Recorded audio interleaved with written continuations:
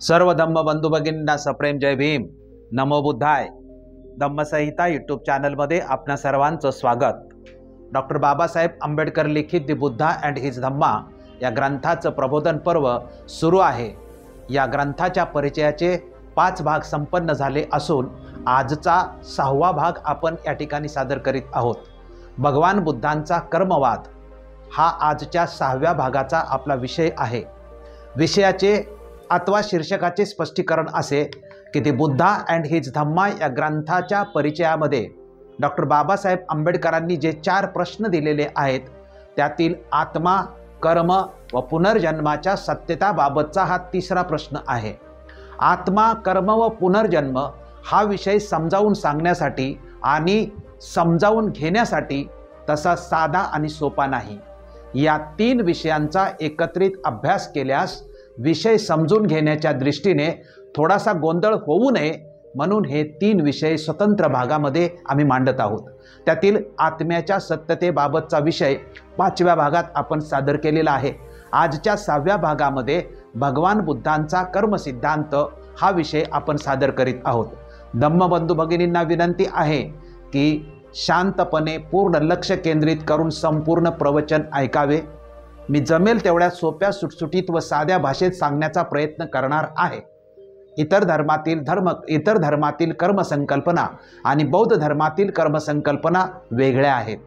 असे असले तरी इतर धर्मातील संकल्पनांचा इथे कोणताही आपण संदर्भ घेणार नाही, त्यांचा उल्लेख करणार नाही अथवा कोणताही शेरा मारणार नाही. इथे फक्त कर्माच्या सिद्धांताबद्दल बुद्धांची नेमकी काय भूमिका व स्पष्टीकरण आहे त्याचाच अभ्यास आपण करणार आहोत. ही आपल्या अभ्यासाची मर्यादा आहे, याची सर्वांनी नोंद घ्यावी. डॉक्टर बाबासाहेब आंबेडकरांनी कर्माच्या सिद्धांताबद्दलची भूमिका दी बुद्धा अँड हिज धम्मा या ग्रंथामध्ये मांडलेली असतानाही परिचयात वाचकांना स्वतंत्र अभ्यास करायला सांगितला आहे. याचा उद्देश हा की कर्मसिद्धांताच्या बाबतीत लोकांच्या मनामध्ये संभ्रम निर्माण न होता बुद्धांचा कर्मसिद्धांत कसा उपयुक्त आहे हे अधिक स्पष्ट व्हावे, त्यासाठी बाबासाहेब आंबेडकरांनी आपल्याला हा अभ्यास करण्यासाठी सांगितलेलं आहे. हा जो विषय आहे, हा एकंदर विषय जो आहे तो 13 छोटे छोटे मुद्दे आहेत. त्या 13 छोट्या छोट्या मुद्द्यामध्ये मी हा विषय मांडणार आहे. पहिला मुद्दा आत्मा, कर्म व पुनर्जन्म याबाबत डॉक्टर बाबासाहेब आंबेडकरांची भूमिका. दुसरा मुद्दा कर्मसिद्धांताचा अर्थ व संकल्पना. तिसरा मुद्दा भगवान बुद्धद्वारा कर्मसिद्धांत मांडण्याचे कारण अथवा उद्देश काय. चौथा कर्मसिद्धांताचं मूळ नेमकं काय आहे. 5वा कर्मसिद्धांत आणि पूर्वजन्म किंवा पुनर्जन्म.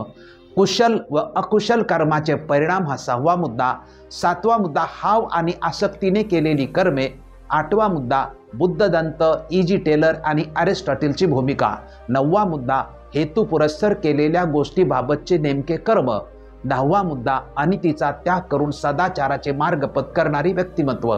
11वा मुद्दा बुद्ध आणि त्यांचा धम्म ग्रंथातील संदर्भ. 12वा बुद्ध धम्माची नेमकी प्रेरणा काय आणि 13वा मनुष्याचे सर्वस्व कर्म आहे. अशा 13 मुद्द्यामध्ये मी तुमच्यासमोर हा विषय स्पष्ट करण्याचा प्रयत्न करणार आहे. त्यातला पहिला मुद्दा की आत्मा, कर्म आणि पुनर्जन्माबाबत डॉक्टर बाबासाहेब आंबेडकरांची भूमिका जी आहे ती परिचयातील 3ऱ्या प्रश्नाबाबत बाबासाहेब लिहितात की 3रा प्रश्न आत्मा, कर्म आणि पुनर्जन्म ह्या सत्याबद्दलचा आहे. बुद्धाने आत्म्याचे अस्तित्व नाकारले आहे, पण त्याने कर्म आणि पुनर्जन्म ह्याबद्दलची तत्व दृढतया प्रतिपादन केली आहेत असे सांगितले जाते. मग लगेच प्रश्न उपस्थित होतो की जर आत्मा नाही तर कर्म असू शकेल, कर्म कसे असू शकेल, जर आत्मा नाही तर पुनर्जन्म कसा असू शकेल. हे गोंधळ निर्माण करणारे प्रश्न आहेत. बुद्धाने कर्म आणि पुनर्जन्म शब्द कोणत्या अर्थी वापरले, त्या काळी ब्राह्मण वापरत त्यापेक्षा निराळ्या अर्थी हे शब्द त्यांनी वापरले काय. असे जर असेल तर नेमके कोणत्या अर्थी. ब्राह्मण वापरत त्याच अर्थी त्यांनी हे वापरले काय. आणि असे जर असेल तर आत्म्याचा अस्वीकार आणि कर्म व पुनर्जन्म यांचे दृढ प्रतिपादन ही भयानक विसंगती नाही काय. ही विसंगती उकल करण्याची आवश्यकता आहे असं डॉक्टर बाबासाहेब आंबेडकर इंट्रोडक्शनमधल्या जो तिसरा प्रश्न आहे त्यामध्ये बाबासाहेब आंबेडकर लिहितात. डॉक्टर बाबासाहेब आंबेडकरांनी परिचयामध्ये मांडलेल्या या तिसऱ्या प्रश्नातील दुसरा भाग कर्मसिद्धांताचा आहे. आता आपण भगवान बुद्धांच्या कर्मसिद्धांत म्हणजेच कर्मसिद्धांताची माहिती घेऊया. पहिला मुद्दा यामधला जो आहे की कर्म अथवा कर्म म्हणजे काय. मनुष्याकडून जे कार्य केले जाते त्याला बौद्ध धर्मामध्ये कर्म असे म्हटले जाते. याचे अधिक स्पष्टीकरण असे की माणसाच्या हातातून काया वाचा अथवा मनाद्वारे हेतू पुरस्सर होणारी कृती म्हणजे कर्म होय. हे कर्म माणसाच्या कृतीतून, बोलण्यातून, विचारातून, भावनेतून प्रकट होते. हे कर्म तो स्वतःसाठी अथवा अन्य इतरांसाठीही करतो. माणसाच्या हातून अनवधानातूनही काही कृत्य घडत असतात. असे कृत्य त्याच्या कर्मिक कार्यकरणाचा भाग होत नाही, तर तो नैसर्गिक कार्यकारण प्रक्रियेचा भाग होतो असे बौद्ध तत्वज्ञानामध्ये स्पष्टपणे म्हटले जाते. आता जे कार्याचा अर्थ पाहिल्यानंतर दुसरा शब्द त्यामधला आहे की विपाक, म्हणजे कर्म विपाक म्हणतो, त्याच्यातला कर्माचा अर्थ आपण पाहिला. आता विपाक म्हणजे काय, तर विपाक म्हणजे कर्माचा परिणाम होय. मनुष्य मात्राच्या जीवनात घडणारे जे प्रसंग हे त्याने भूतकाळात केलेल्या कर्मावर आधारित असतात, यासच कर्मविपाक असे म्हटलेलं आहे. तर यानंतरचा जो मुद्दा आहे तो म्हणजे कर्मसिद्धांत मांडण्याचे उद्देश अथवा कारण काय, किंवा भगवान बुद्धाने कर्मसिद्धांत का मांडला, याच्या स्पष्टीकरणातला पहिला जो मुद्दा आहे तो म्हणजे धम्म म्हणजे नीती आणि नीती म्हणजे धम्म हा बुद्धाचा सिद्धांत. याचे स्पष्टीकरण असे की डॉक्टर बाबासाहेब आंबेडकरांनी बुद्ध आणि त्यांचा धम्म या ग्रंथाच्या 4थ्या खंडात धम्म म्हणजे नीती आणि नीती म्हणजे धम्म हा बुद्धांचा सिद्धांत स्पष्ट केलेला आहे. या स्पष्टीकरणात म्हटले आहे की इतर धर्मात जे स्थान परमेश्वराला आहे ते स्थान बौद्ध धम्मात नीतीला आहे. बौद्ध धम्मात नीती सर्वोच्च स्थानी आहे. बौद्ध धम्मात नीतीला पवित्र मानलेलं आहे. त्यामुळे नैतिक व्यवस्था प्रस्थापित करणे हे बौद्ध धम्माचे मुख्य अथवा सर्वोच्च उद्दिष्ट आहे. नैतिक व्यवस्था हे बौद्ध धम्माचे सर्वोच्च कार्य व सिद्धांत आहे असे म्हटले तरी वावगे ठरणार नाही. दुसरा स्पष्टीकरण आहे की बुद्धाने कर्म सिद्धांत का मांडला याचा, तर कर्म व्यवस्थेची निर्मिती कशी व कुठून होते. आता नैतिक व्यवस्था कशातून निर्माण होते, याचे उत्तर आहे की नैतिक व्यवस्था कर्मातून निर्माण होते. विशेषतः ती कुशल कर्मातून निर्माण होते. निर्माण होणार नैतिक व्यवस्था कशी राखली जाते, या प्रश्नाला उत्तर अथवा स्पष्टीकरण म्हणूनच तथागत भगवान गौतम बुद्धांनी कर्मसिद्धांत मांडलेला आहे. बुद्धांनी कुशल अकुशल कर्माचा सिद्धांत मांडलेला आहे. कुशल अकुशल कर्माच्या स्पष्टीकरणातूनच बुद्धांनी नैतिक व्यवस्थेचे स्पष्टीकरण केलेलं आहे. भगवान बुद्ध म्हणतात की असे कुशल कर्म करा ज्याचा मानवतेला चांगल्या नैतिक व्यवस्थेचा लाभ होईल, कारण कुशल कर्मानेच नैतिक व्यवस्था राखली जाते. नैतिक व्यवस्था प्रस्थापित करण्यासाठी बुद्धाने कर्मसिद्धांत मांडला आहे. हे कर्मसिद्धांत मांडण्याचं प्रमुख कारण आहे. बुद्धाचा धम्म मनुष्याच्या नैतिक आणि कुशल कर्मावर अवलंबून आहे. चांगली वर्तणूक ही या दर्शनाची धुरा आहे. वैज्ञानिक दृष्टीने कर्म हे एक कारण आणि परिणामांचा विधी आहे. प्रत्येक परिणामाच्या मागे एक कारण असतेच. बुद्धांनी प्रत्येक व्यक्तीला स्वतःचा नैतिक विकास करण्याचे पूर्ण स्वातंत्र्य दिले आहे. स्वतःच्या कुशल कर्मानेच अकुशल कर्माचा प्रभाव कमी करता येतो, हे व्यावहारिक सत्य आहे. आता विश्वाची नैतिक व्यवस्था ही कर्मावर आधारित आहे असं म्हटलं जातं. नीतीचा आधार कोणता, याला बुद्धाने दिलेले उत्तर अगदी वेगळं आहे. विश्वातील नैतिक व्यवस्था परमेश्वरावर अधिष्ठित नसून कर्म नियमावर आधारलेली आहे असं बुद्धांचं ठाम म्हणणं आहे. संसाराचा नियंत्रक ईश्वर नसून कर्म आहे, याचं स्पष्टीकरण सुत्त निपातात भगवान बुद्धांनी सांगितलेलं आहे. ते म्हणतात की कर्माने जग चालतं, प्राणी कर्माने जगतात. चालण्याकरता रथ ज्याप्रमाणे अनिवर अवलंबून असतो तसे प्राणी कर्मबंधनावर अवलंबून असतात. याचाच अर्थ संसाराचा नियंत्रक ईश्वर नसून व्यक्तीचे कर्म आहे. आता कर्म सिद्धांताचे मूळ नेमके कशात आहे? अंगुत्तर निकायामध्ये याचे स्पष्टीकरण दिलेलं आहे.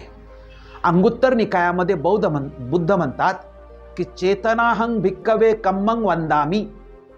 याचा अर्थ असा की मन हे सर्वाचं मूळ आहे, मन हे स्वामी आहे, मन हेच कारण आहे.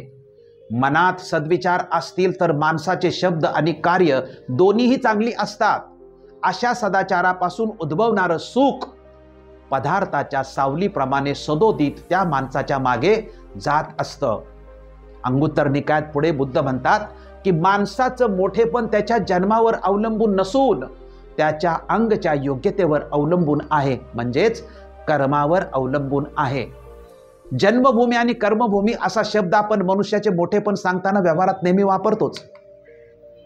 पुढे बुद्ध म्हणतात की बोलणे आणि वागणे यात फरक असणे, याच्या संदर्भात जे स्पष्टीकरण आहे ते अतिशय महत्त्वाचं स्पष्टीकरण आहे. बघा, बोलणे आणि वागणे यात फरक असणे हे समाजाला व व्यक्तीला घातक आहे. असे वागणे ही वाईट गोष्ट आहे. या बाबतीत बुद्ध म्हणतात की बौद्धिक आणि शारीरिक श्रमाची फारकत हे मानवी प्रगतीच्या दृष्टीने वर्गीय समाजाचं एक भयानक पाप आहे. बोले जैसा चाले त्याची वंदावी पाऊले या संकल्पनेच्या विरोधातील ही विसंगत वागणूक समाजाला व मानवतेला घातक आहे. भगवान बुद्धांनी सांगितले की जे काही कर्म निर्माण होतात त्याचं संपूर्ण मूळ हे व्यक्तीच्या किंवा मनुष्याच्या मनाच्या चेतनेमध्ये आहे. हे आपण कुठलं स्पष्टीकरण पाहिलं? अंगुत्तर निकाय सूत्रामधलं स्पष्टीकरण पाहिलं.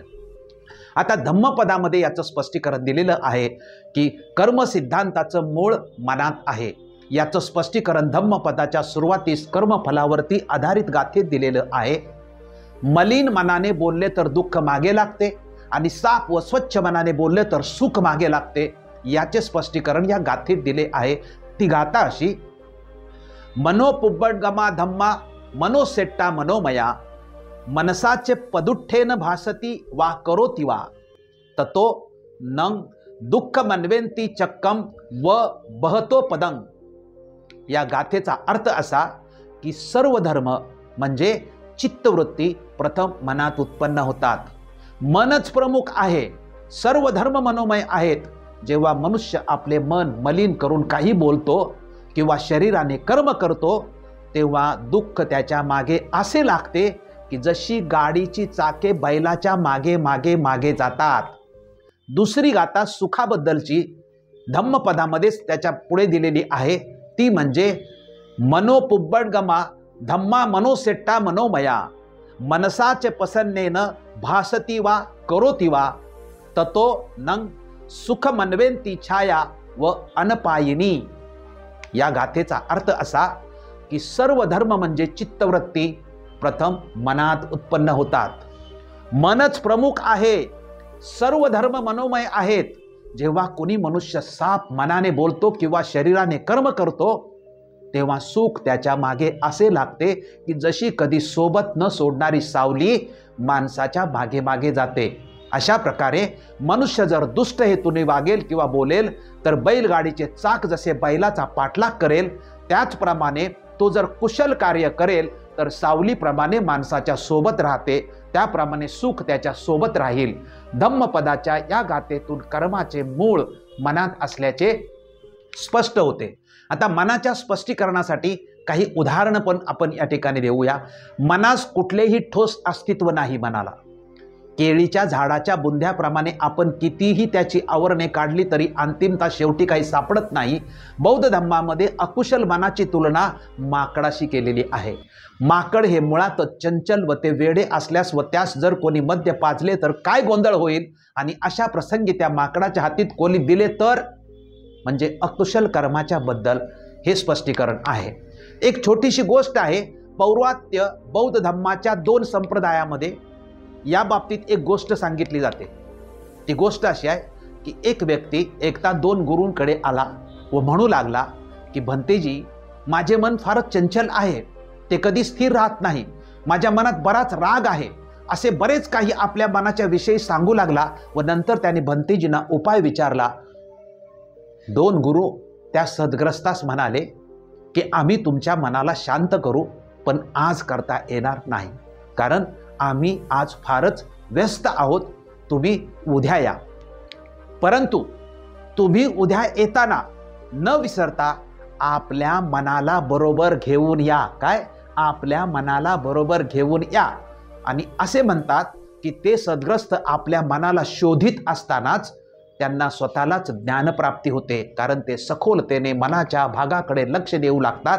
मनात निर्माण होत असलेल्या विचारांना, वेदनांना, भावनांना जागृतपणे पाहण्याचा प्रयत्न करतात व त्यांच्या मनाची अनित्यता, अनात्मता अथवा फोलपणा हा त्यांच्या लक्षात येतो. कम्म सिद्धांत पूर्वजन्मावर व पुनर्जन्मावर आधारित नाही असं बौद्ध धम्मामध्ये स्पष्ट म्हटलेलं आहे. त्याचं स्पष्टीकरण असं की बौद्ध धम्मातील कम्म सिद्धांत हा पूर्वजन्मावर आधारित नाही. आपण मागल्या जन्मी वाईट वागलो म्हणून आपण या जन्मी गरीब किंवा दैन्यावस्थेत आहोत असं मुळीच नाही. आपण चांगले वागलो तर याच जन्मी सुखी होऊ हा संदेश बौद्ध धम्म देतो. तसंच पुनर्जन्माबाबत सुद्धा स्पष्टीकरण दिलेलं आहे की बुद्धाने कम्माकडे म्हणजेच कर्माकडे पुनर्जन्माच्या दिशेने नेणारी कर्माची साखळी म्हणून कधीही पाहिलेलं नाही. वर्तमानातील एक मानसशास्त्रीय आत्मनिष्ठ कर्ता म्हणून त्याकडे बघतो. कर्म करणारी व्यक्ती आणि त्याच्या कर्माचा हेतू यावर लक्ष केंद्रित करते. हे बौद्ध विचाराचे मोठे योगदान आहे. आता कुशल आणि अकुशल कर्माचे परिणाम याचे खूप सांगता येतील, परंतु थोडक्यात आपण इथे स्पष्टीकरण करू ते असं की माणसाने कुशल म्हणजेच समाज हितकारक कर्म केली तर त्याचा परिणाम नीतीच्या बुद्धीला पोषक होईल.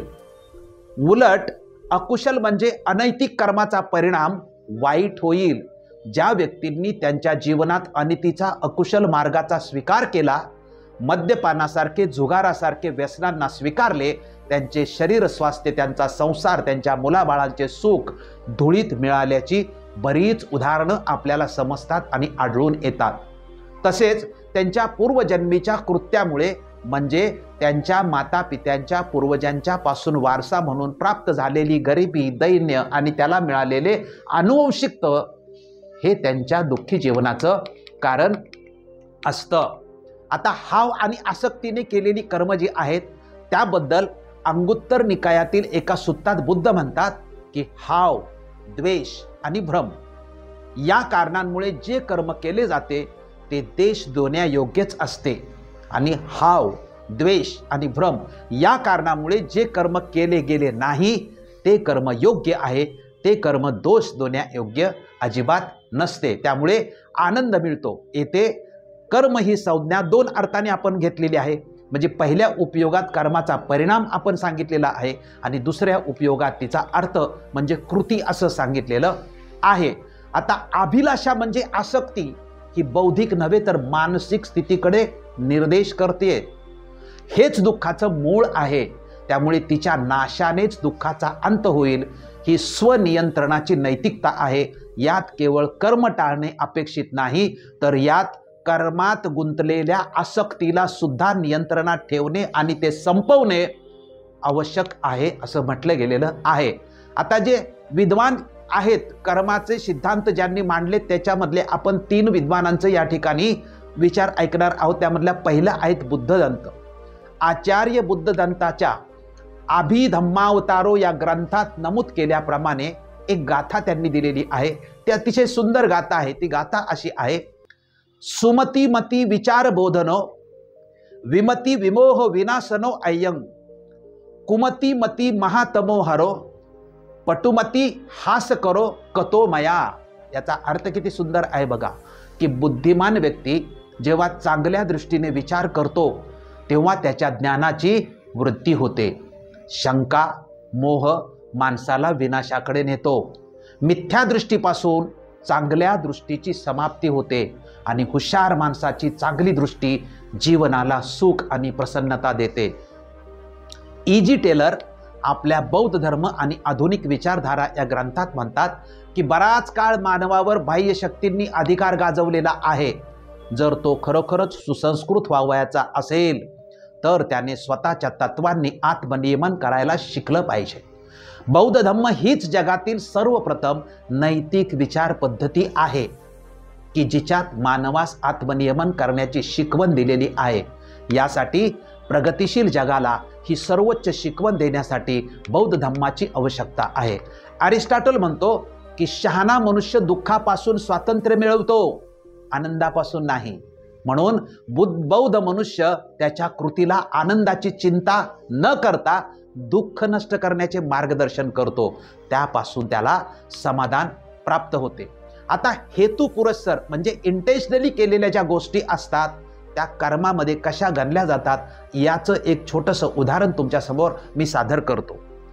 जेव्हा मित्रमंडळी अथवा कुटुंबातील माणसं जंगलात प्रेक्षणीय स्थळी वनभोजनाच्या सहलीला जातात आणि तेथे रात्रीचा मुक्काम करतात, तेव्हा ते जंगलातील लाकडे गोळा करून त्यांची शेकोटी पेटवतात आणि त्याच्या भोवती बसून गाणे गातात, गाणी गमती जमती करतात आणि खाणेपिणे करतात। याला कॅम्प फायर असं सुद्धा म्हटलं जातं।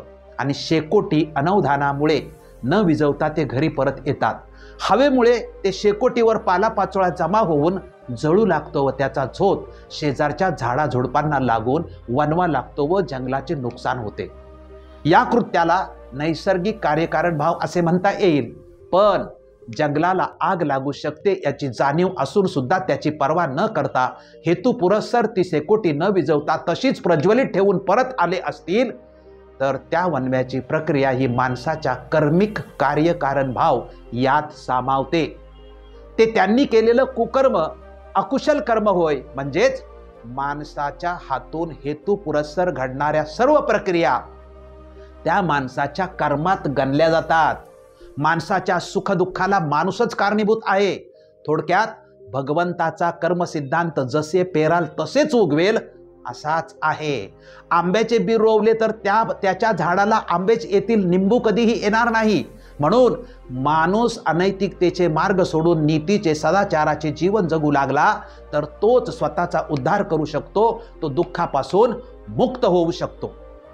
कर्मासंबंधी जे जगप्रसिद्ध मिलिंदाचं प्रश्न हे पुस्तक आहे, त्यामध्ये कर्मासंबंधीची जी उदाहरणं आहेत ती तुमच्या समोर ठेवतो। राजा मिलिंद बनते नागसेनांना म्हणतात की कोण पुनर्जन्म ग्रहण करतो?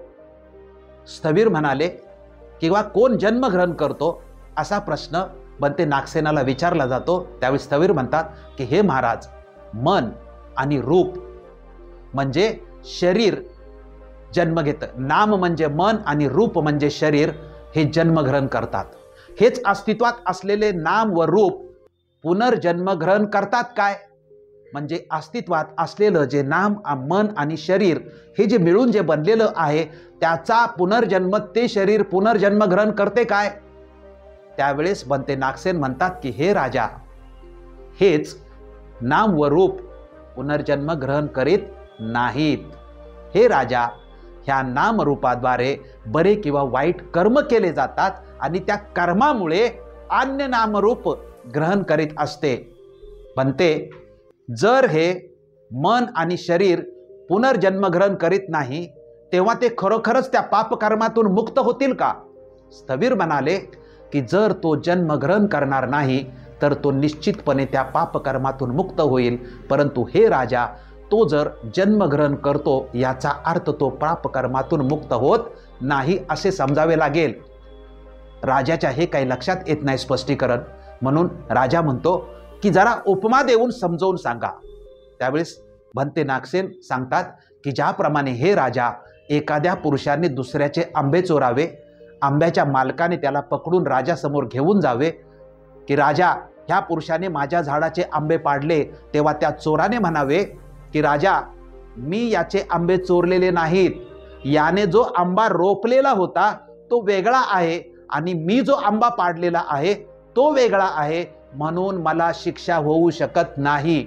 तेव्हा हे राजा, तो पुरुष दंडास पात्र आहे का असा प्रश्न राजाला विचारला। राजा म्हणतो की होय बनते, तो दंडास पात्र आहे। बनते म्हणतात मग कोणत्या कारणास्तव?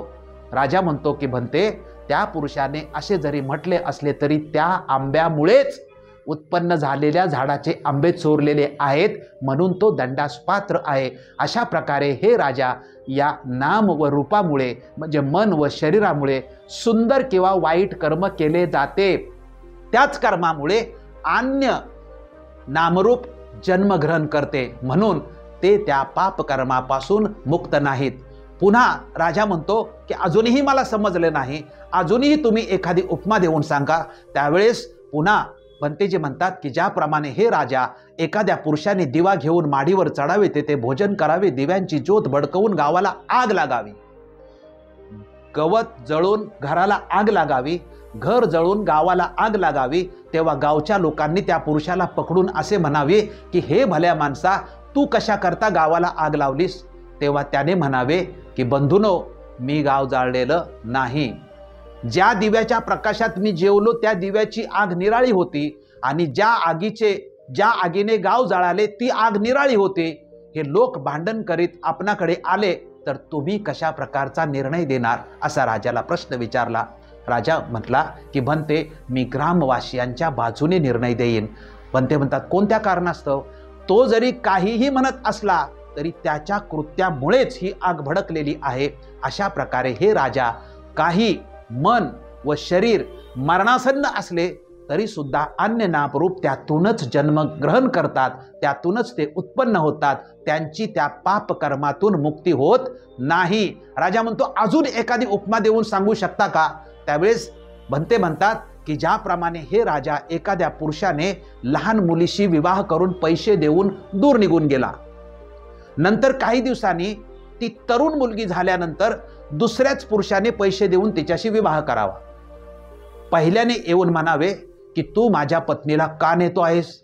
तेव्हा दुसऱ्याने म्हणावे की मी तुझ्या पत्नीला नेत नाही, ही तरुण मुलगी दुसरी आहे, मी पैसे देऊन हिच्याशी विवाह केला आहे. समजा ते भांडण आपल्याकडे राजन आले तर आपण काय निर्णय द्याल? राजा, तुम्ही याचा काय अर्थ ग्रहण करणार? त्यावेळेस राजा म्हणतो की भंते, पहिल्या व्यक्तीच्या बाजूने मी निर्णय देईन. कशामुळे? त्यांनी काहीही म्हटले तरी ती त्यातूनच तरुणी लहानाची मोठी झालेली आहे. अशा प्रकारे हे राजा, काही मन व शरीर मरणासन्न असले तरी सुद्धा अन्य शरीर व मन यातूनच जन्मग्रहण करतात, त्यातूनच ते उत्पन्न होतात, त्यांची त्या पापकर्मातून पूर्णपणे मुक्तता होत नाही. आणि तिचा त्याग करून सदाचाराचा मार्ग पत्करणारी जगामधली जी महान व्यक्तिमत्व आहेत त्याची काही उदाहरणं, अशी अनेक उदाहरणं बौद्ध धर्माच्या इतिहासात सुद्धा सापडतील की ज्यांनी अनितीचा त्याग करून सदाचाराचा मार्ग पत्करून स्वतःचा आणि दुसऱ्याचा उद्धार करून घेतला. त्यातलं एक नाव आहे अंगुलीमाल. भगवंताच्या काळात अंगुलीमाल नावाचा डाकू होता. तो माणसांचा बळी घेऊन त्याच्या बोटांची माळ गळ्यात घालत असे, म्हणून लोक त्याला अंगुलीमाल म्हणत असे. पण जेव्हा तो भगवंताच्या सहवासात आला तेव्हा त्यांनी हिंसेचा त्याग केला. तो बौद्ध भिक्खू झाला, अरहंत पदाला पोचला. आम्रपाली गणिका, बुद्धाच्या काळातील आम्रपाली नावाची नगर गणिका भगवंताच्या सान्निध्यात आली. तिने बुद्धाने दिलेल्या नीतीचा उपदेश ऐकला व अरहंत झाली. सम्राट अशोकाने कलिंगाच्या लढाईनंतर हिंसेचा त्याग केला व बौद्ध भिक्खूच्या सान्निध्यात येऊन बौद्ध धम्माचा स्वीकार करून बौद्ध धम्माच्या प्रचार प्रसाराचे कार्य केले आणि जगात एक महान धार्मिक, दयाळू, लोककल्याणकारी राजा म्हणून तो जगप्रसिद्ध झाला.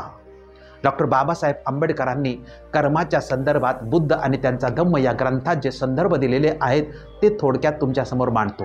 बाबासाहेबांनी जो संदर्भ दिला त्यातला पहिला की वाईट कर्मापासून माणूस मुक्त होऊ शकतो काय, या विषयावर बौद्ध भिक्खू नागसेन आणि राजा मिलिंद यांच्यात झालेला संवाद डॉक्टर बाबासाहेब आंबेडकरांनी बुद्ध आणि त्यांचा धम्म या ग्रंथातील पृष्ठ 262 वर त्या ग्रंथात दिलेला आहे. त्यानंतर कार्यकारण भाव आणि प्रतीत्य समुत्पादाच्या संदर्भामध्ये सुद्धा संदर्भ दिलेला आहे की बौद्ध धर्माची मुख्य तत्वे कर्म फलावलंबित्व आहेत. कर्म तेवढे सत्य, बाकीचे अनित्य आहे. माणसाने केलेले कर्म अथवा त्याच्या मनात आलेले विचार या सर्वांचा माणसाच्या जीवनावर परिणाम होतो. हा कार्यकारण भाव दाखवणारा सिद्धांत प्रतीत्य समुत्पाद या नावाने बौद्ध ग्रंथात प्रसिद्ध आहे. हा सिद्धांत कर्त्याच्या वर्तमान जीवनापुरता मर्यादित आहे. कराल तसे भराल असे सांगणारा हा बुद्धाचा कर्म सिद्धांत आहे. डॉक्टर बाबासाहेब आंबेडकरांनी बुद्ध आणि त्यांचा धम्म या ग्रंथाच्या 4थ्या खंडामध्ये याचं स्पष्टीकरण दिलेलं आहे. त्यानंतर अतिशय महत्त्वाचं स्पष्टीकरण बाबासाहेब देतात ते असं की गत जन्माचं जे कर्म आहे त्याबद्दल कसे स्पष्टीकरण आहे ते बघा. बाबासाहेब म्हणतात की असाही एक कर्म सिद्धांत आहे की या कर्म सिद्धांताप्रमाणे गतजन्मेच्या कर्माचा वर्तमान काळातील कर्मात अंतर्भाव असतो. उदाहरणार्थ माणसांचा गरीब किंवा श्रीमंत कुळात जन्म घेणे, काही व्यंग घेऊन जन्मास येणे इत्यादी गतजन्मीच्या कर्माचा परिणाम असे समजतात आणि विस्तृत कर्मसिद्धांत बौद्ध प्रणीतच आहे असा आरोप करण्यात येतो, परंतु हे खरं अजिबात नाही। त्याचं स्पष्टीकरण देताना बाबासाहेब आंबेडकर म्हणतात की बुद्ध आणि त्यांचा धम्म 4थ्या खंडात बाबासाहेब आंबेडकर या सिद्धांताबद्दल विस्तृत लिहिलेलं आहे, पण ज्या शब्दात हा सिद्धांत सांगण्यात आला त्या शब्दात बुद्धाने नक्कीच सांगितलेला नसावा असं बाबासाहेब आंबेडकरांचं मत आहे आणि म्हणून तो वेगळ्या शब्दात सांगणं अत्यावश्यक आहे। गतकर्म हे माणसा समवेत जाते असे म्हणण्यापेक्षा ते वारस म्हणून येते हे म्हणणे अधिक संयुक्तिक आहे। शब्दाच्या या परिवर्तनामुळे वांशिकतेच्या नियमावर विस्तृत कर्मसिद्धांताची कसोटी लावता येते असं बाबासाहेब आंबेडकर स्पष्ट करतात। कर्माचा संबंध समाजातील नैतिक व्यवस्थेशी आहे असा डॉक्टर बाबासाहेब आंबेडकरांचा बुद्धाच्या कर्मवादाचा अर्थ बाबासाहेबांना मान्य आहे। काय अर्थ आहे की कर्माचा संबंध समाजातील नैतिक व्यवस्थेशी आहे असा बुद्धाच्या कर्मवादाचा अर्थ डॉक्टर बाबासाहेब आंबेडकरांना सुद्धा मान्य आहे। कर्म करून जीवनाचं ध्येय गाठण्यास बौद्ध धम्म कसा मदत करतो त्याचं स्पष्टीकरण थोडक्यामध्ये। कर्म कसे करावे याविषयी भगवान बुद्ध म्हणतात की मेधावी माणसाने उद्योग, अप्रमाद, संयम, इंद्रिय दमन यांच्याद्वारे असा एक द्वीप बनवावा की पाण्याच्या ओघात तो वाहूनच जाणार नाही। आपले कर्तव्य काय आहे हे ज्याचे त्यांनी आपल्या सत्सत विवेक बुद्धीने ठरवावे हेच भगवान बुद्धांनी शिकवलेले आहे। बौद्ध धर्म मानणाऱ्या कोणत्याही माणसाच्या आयुष्यात बौद्ध धर्म हा निराश आहे असं मानण्यासारखं काहीही नाही। बौद्ध धर्म स्वतःच्या संस्कृतीमधून स्वतःवर नियंत्रण करून पूर्णत्वाचे उच्च ध्येय गाठण्याला मुक्त परवानगी देतो। हे खरे आहे की बौद्ध धर्माने मानवापुढे जे ध्येय ठेवलं आहे ते केवळ समाधानाचे नाही तर ते पूर्णत्वाचे आहे। धम्मपदातील त्याच्या संबंधातील अतिशय सुस्पष्ट अशी गाथा आहे। कोणती गाथा की जी सर्वांना माहीत आहे की सब पापस्य अकरणम कुशलस्य उपसंपदा सचित परियोदपनं एतं बुद्धान शासनम। याचा अर्थ काय आहे की सर्व पापांचे अकरण म्हणजे कोणतेही अनाचार न करणे, सर्व कुशलांचे संपादन म्हणजे सदाचार संपादने आणि स्वचित्ताचे संशोधन म्हणजेच स्वचित्ताची शुद्धी हे बुद्धाचं शासन किंवा सांगणं आहे। बौद्ध धम्म निष्क्रिय निष्काम कर्मयोग कधीच सांगत नाही। आपण कुठल्याही फळाची अपेक्षा न करता कार्य करा असा भोळसटपणा न शिकवता जागृतपणे कुशल कर्म करण्यास व याच जन्मी बुद्धत्व प्राप्ती होते हे करण्यास बौद्ध धम्म प्रेरित करत असतो। शेवटचा मुद्दा यामध्ये आहे की मनुष्याचे सर्वस्व कर्म आहे असं बुद्ध म्हणतात। बुद्ध म्हणतात की स्त्री असो वा पुरुष असो, ग्रस्त असो वा प्रवचित असो, त्याने या गोष्टीवर विचार करणे आवश्यक आहे की माझ्या कर्माचा मीच उत्तराधिकारी राहणार आहे। कर्मापासूनच मी उत्पन्न झालो आहे, कर्मच माझे बांधव आहे व कर्मच माझे शरणस्थान आहे, म्हणून मी जे काही चांगले व वाईट कर्म करेन त्या सर्वांना मी स्वतःनी एकटाच जबाबदार आहे। आपण हे वरचे 13 मुद्दे थोडक्यामध्ये स्पष्ट केले। शेवटी सारांश सांगतो की भगवान बुद्धाचा कर्म सिद्धांत आपण एकूण 13 मुद्द्यात स्पष्ट केला। आत्मा, कर्म, पुनर्जन्माबाबत डॉक्टर बाबासाहेब आंबेडकरांची परिचय दिलेली भूमिका पाहिली। कर्म सिद्धांताचा अर्थ व संकल्पना हा मुद्दा स्पष्ट केला। भगवान बुद्धांनी कर्म सिद्धांत का मांडला त्याच्या कारणांचे स्पष्टीकरण केले। आपण कर्म सिद्धांताचे मूळ मन व चेतनेत असल्याचे संदर्भासह स्पष्टीकरण केले। कर्म सिद्धांत पूर्वजन्म व पुनर्जन्मावर आधारित नाही। कुशल व अकुशल कर्माचे परिणाम, हाव आणि आसक्तीने केलेली कर्म या मुद्द्यांचे सुद्धा आपण स्पष्टीकरण केलेले आहे। बुद्धदंत, E.G. Patel, E.G. Teller, Aristotle यांचे संदर्भ पाहिले।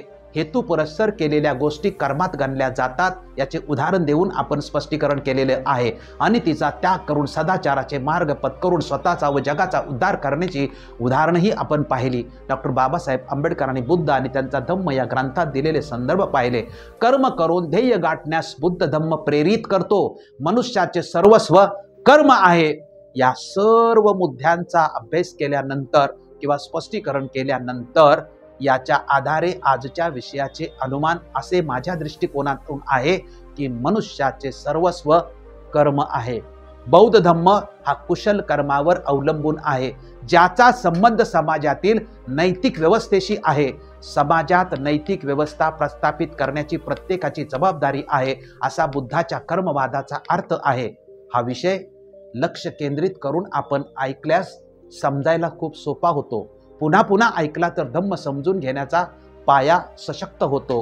हे प्रवचन शांतपणे ऐकले त्याबद्दल सर्व धम्मबंधू भगिनींचे आभार मानतो। सबस्क्राईब करून आपले सकारात्मक मत मांडून आपण व्हिडिओचा प्रचार करून आम्हाला मदत करावी ही नम्र विनंती। धन्यवाद। जय भीम, जय अशोक, जय बुद्ध, जय भारत। साधु साधु साधु।